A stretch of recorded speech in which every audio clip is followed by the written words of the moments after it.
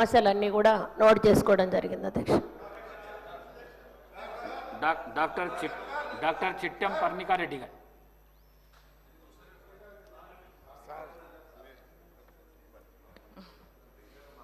అధ్యక్ష ధన్యవాదాలు అధ్యక్ష. 0-6లో మాట్లాడే అవకాశం ఇచ్చినందుకు. అధ్యక్ష మీ దృష్టికి తీసుకొస్తున్నాను అధ్యక్ష. మెయిన్గా నిన్న జరిగిన ఇన్సిడెంట్ అధ్యక్ష, కోయిల్కొండ మండలంలో గురుకుల బీసీ వెల్ఫేర్ రెసిడెన్షియల్ స్కూల్ ఉంటుంది అధ్యక్ష. School and junior college run అవుతుంది. అది ఏంటంటే ఉన్న స్ట్రెంగ్త్ కన్నా ఆ స్ట్రెంగ్త్కి సరిపోవట్లేదు అధ్యక్ష ఆ బిల్డింగ్. అండ్ ఆల్సో అది ఎప్పుడో బిల్డింగ్ 1964లో కట్టిన బిల్డింగ్, ఆల్మోస్ట్ డిలాపిడేటెడ్ స్టేట్లో ఉంది అధ్యక్ష. ఇంకా నిన్న రాత్రి కూడా చూస్తే పాములు వచ్చే విధంగా ఉంది అధ్యక్ష ఆ బిల్డింగ్ కూడా. అండ్ అక్కడ నుంచి స్టూడెంట్స్ని షిఫ్ట్ చేయాల్సి వస్తుంది. సో దానికి ఒక పర్మనెంట్ సొల్యూషన్ ఇచ్చే విధంగా ఇక్కడున్న ఇన్ఛార్జ్ మంత్రివర్యులని అదేవిధంగా మన ముఖ్యమంత్రి గారిని అడగదలుచుకున్నాను అధ్యక్ష. దాంతోపాటు ఆల్రెడీ ఇంతకుముందు ధన్వాడ మండలానికి చెందిన డిగ్రీ కాలేజ్ ఆల్రెడీ శాంక్షన్ అయింది అధ్యక్ష, గవర్నమెంట్ డిగ్రీ కాలేజ్. అదేంటంటే షిఫ్ట్ బేసిస్ మీద నడిచింది అధ్యక్ష జూనియర్ కాలేజ్తో పాటు. దాన్ని ఇప్పుడు మొన్న రీసెంట్గా నేను వెళ్ళినప్పుడు దానికి ఒక టెంపరీ సొల్యూషన్ ఇచ్చి దాన్ని షిఫ్ట్ చేయడం జరిగింది. సో ఆ డిగ్రీ కాలేజ్కి కూడా, ధన్వాడ డిగ్రీ కాలేజ్కి కూడా ఒక పర్మనెంట్ బిల్డింగ్ అనేది కూడా రిక్వెస్ట్ చేయడం జరిగింది. అది ఆల్మోస్ట్ ఫైనల్ స్టేజెస్లో ఉన్నట్టుంది అధ్యక్ష. దాన్ని కూడా శాంక్షన్ వెంటనే ఇవ్వాలని కూడా కోరుకుంటున్నాను అధ్యక్ష. దాంతోపాటు మర్కెల్ మండలం అధ్యక్ష, మర్కెల్ మండలంలో ఒక జూనియర్ కాలేజ్ లేదు అధ్యక్ష. విద్యార్థులు చాలా ఇబ్బంది పడుతున్నారు ఆ జూనియర్ కాలేజ్ లేక. సో ఆ జూనియర్ కాలేజ్ ఈ అకాడమిక్ ఇయర్ నుంచి, కొత్త అకాడమిక్ ఇయర్ నుంచి స్టార్ట్ చేస్తే బాగుంటుందని మీ ద్వారా మంత్రివర్యులని అదేవిధంగా సీఎం గారిని కూడా కోరుకుంటున్నాను అధ్యక్ష. దాంతోపాటు నారాయణపేట్ టౌన్లో అధ్యక్ష 60 years back government practicing high school ఉండే అధ్యక్ష. అది అప్పుడులో చిన్న బిల్డింగ్, ఎందుకంటే కొంతమంది పిల్లలు ఉండేవారు కాబట్టి ఆ బిల్డింగ్ సరిపోయేది అధ్యక్ష. కానీ ఆ స్కూల్ ఇప్పుడు 3 డిఫరెంట్ బిల్డింగ్స్లో నడుస్తుంది అధ్యక్ష. దానికి కూడా రిక్వెస్ట్ పెట్టడం జరిగింది. అది కూడా త్వరలో శాంక్షన్ చేయాలని కూడా మీ ద్వారా కోరుతున్నాను అధ్యక్ష. దాంతోపాటు నారాయణపేటలో మైనారిటీస్ ఎక్కువ ఉంటారు అధ్యక్ష. టౌన్లో మైనారిటీ స్కూల్ అండ్ కాలేజ్ కూడా ఉంది, అది కూడా రెంటెడ్లో నడుస్తుంది. వాళ్ళకు కూడా ఒక పర్మనెంట్ బిల్డింగ్ అలాట్ చేయాలని కూడా కోరుతున్నాను అధ్యక్ష. దీంతో పాటు నారాయణపేట్ జూనియర్ కాలేజ్ అధ్యక్ష, టౌన్లో ఉన్న జూనియర్ కాలేజ్ డిలాపిడేటెడ్ స్టేట్లో ఉంది అధ్యక్ష. దానికి కూడా త్వరలో దానికి కూడా ఒక కొత్త బిల్డింగ్ చూపించాలని కూడా కోరుకుంటూ నాకు ఈ అవకాశం ఇచ్చినందుకు ప్రత్యేక ధన్యవాదాలు అధ్యక్ష. అధ్యక్ష సబిరాలు మాట్లాడిన సమస్యలన్నీ కూడా నోట్ చేసుకోవడం జరిగింది. అధ్యక్ష థ్యాంక్ యూ సార్.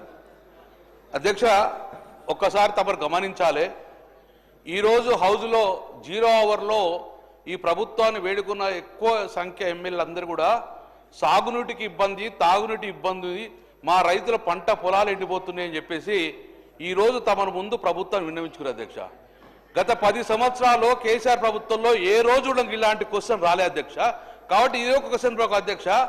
మా కరీంనగర్ అధ్యక్ష అధ్యక్ష అడుగుతున్నా అధ్యక్ష, పాయం వెంకటేశ్వర్లు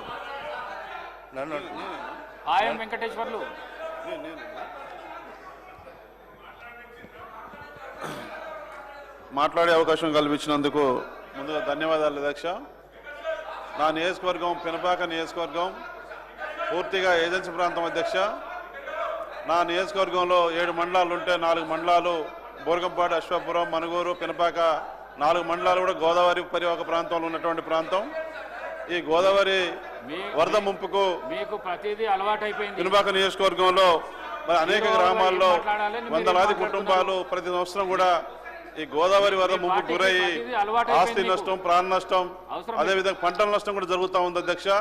మరి గోదావరికి సంబంధించి 1974లో 77 అడుగులు, 1984లో 76 అడుగులు, 2006లో 75 అడుగులు, 2022లో 76 అడుగుల అధ్యక్ష. వచ్చినప్పుడు భారీ వర్షాలకు మరి గోదావరి వరద పొంగి అనేక గ్రామాలలో, నా నియోజకవర్గం పరివాహక గోదావరి పరివాహక ప్రాంతం 4 మండలాలు ఉన్నాయి.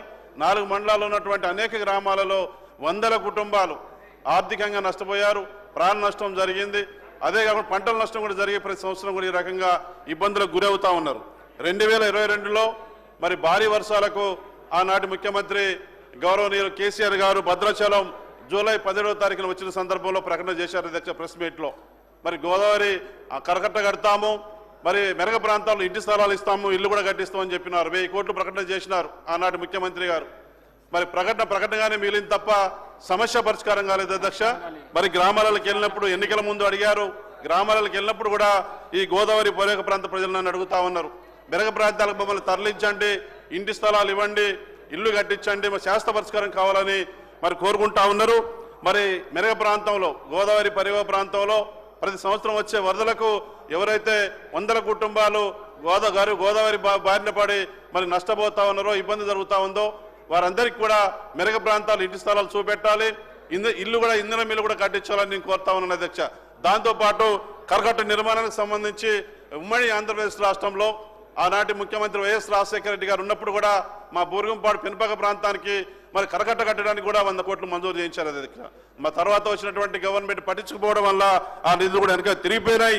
తప్పనిసరిగా పెనుపాక నియోజకవర్గంలో మరి గోదావరి వరద ప్రాంతం ముంపు నుంచి కాపాడడానికి ఖచ్చితంగా మెరగ ప్రాంతంలో ఇంటి స్థలాలు, ఇందిరా మిల్లు ఇవ్వాలని, అదేవిధంగా కరకట్ట నిర్మాణానికి కూడా నిధులు మంజూరు చేయాలని తమ ద్వారా మరి రాష్ట్ర ప్రభుత్వాన్ని కోరుతా ఉన్నాను అధ్యక్ష.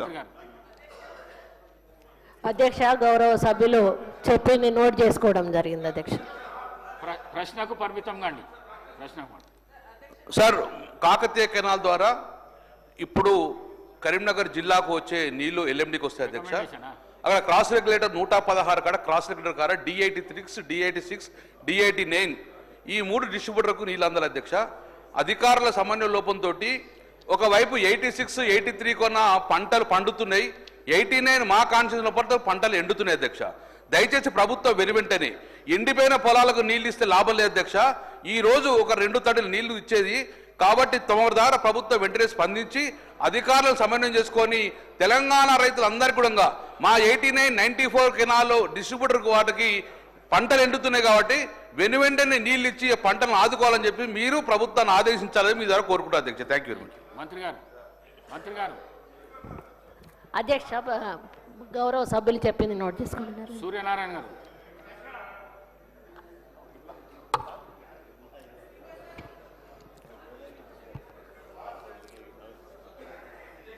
నా నియోజకవర్గ సమస్యల్ని